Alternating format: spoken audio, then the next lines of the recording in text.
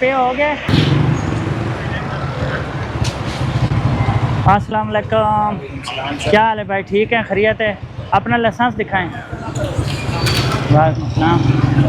क्या नाम है आपका? मोहम्मद शबीर सर। शबीर बेटा, ये मोटरसाइकिल पे 2 बंदों की कैपेसिटी है, इस पे सिर्फ 2 बंदे अलाउ हैं। अगर 3 बैठेंगे तो खिलाफ वर्दी। आजकल हम मोटरसाइकिलों का जो है ना, ये 3 बैठते हैं जो मोटरसाइकिल हेलमेट नहीं पहनते हैं, बहुत सख्त कार्रवाई हो रही है, इसलिए आप बचें। 3 बैठेंगे मोटरसाइकिल बंद हो जाएगा। असल डॉक्यूमेंट दें। लर्निंग पे ठीक है, लेकिन डॉक्यूमेंट्स असल देना इसके।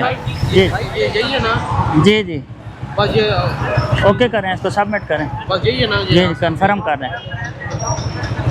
किधर ये देखें ना, वाद है इसकी कैपेसिटी पे 2 बंदे लिखे हुए हैं।